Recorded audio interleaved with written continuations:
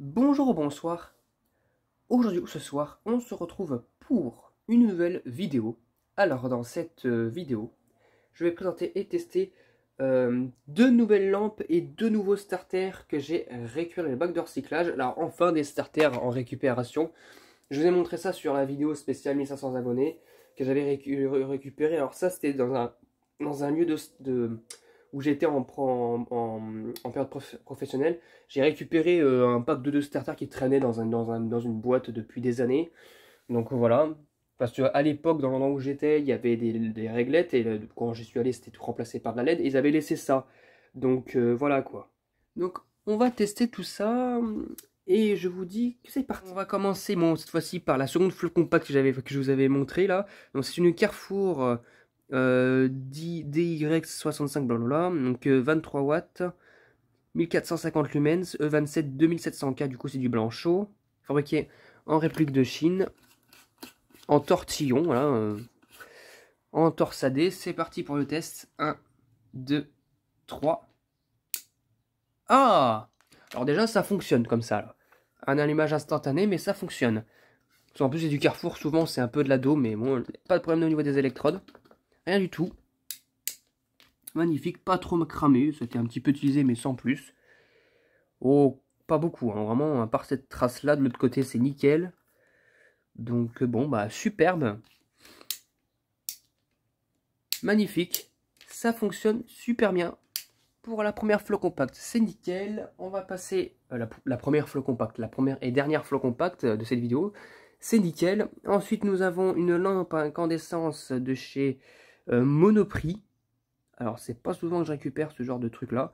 230 volts, 40 watts, 9 HH, bon, bref, en forme de flamme taillée dépolie, E14 avec le filament qui m'a l'air d'être bon. C'est parti pour le test. 1, 2, 3. Et bien nickel aussi, hein. Magnifique, ça fonctionne bien pour une applique murale, pour une lampe de chevet. Magnifique. Ça chauffe un peu par contre. Mais vraiment la lampe, elle fonctionne magnifiquement. Du coup, bah, ça fait deux lampes de fonctionnel, donc ça commence bien. Et maintenant, on va passer au starter. Donc évidemment, il y a un starter qui n'est pas d'origine, donc c'est celui-ci. Et lui, par contre, lui, il m'a l'air d'être d'origine, donc voilà quoi. Donc je vais déballer ça. On va commencer par le Sylvania. Sylvania Starter FC11 RAF de 465 watts, FC22 60 watts, bon blabla. Donc un starter comme ça, superbe. Bon, je vais le tester, hein. C'est parti. Là, je mets le tube fluo, donc c'est en sous tension. Donc si ça démarre pas, c'est que ça fonctionne pas. Ou alors si on voit que les électrodes sont allumées, vous avez compris pourquoi, hein. C'est parti, 1, 2, 3.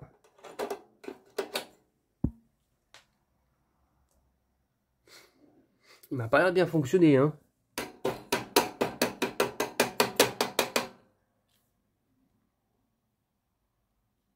Il n'y a rien. Rien du tout. Ça n'a pas l'air de bien fonctionner, hein. Bon. Tant pis. Il m'a l'air d'être bien cramé. Je le démontrerai à la fin pour voir ce qui se passe. Et à l'intérieur, nous avons aussi un starter de chez Osram. Je pense qu'il était d'origine, je ne sais pas. ST111, fabriqué en Allemagne. De 4 à 65 watts ou 80 watts. Single, 230 volts. C'est parti. 1, 2, 3. Ah! Alors, à mon avis, lui, il est neuf, hein. Je pense qu'il est neuf.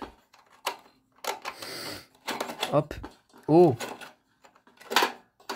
Alors, je pense qu'on voit même l'argon. Ah, rien, on le voit. À mon avis, il est neuf.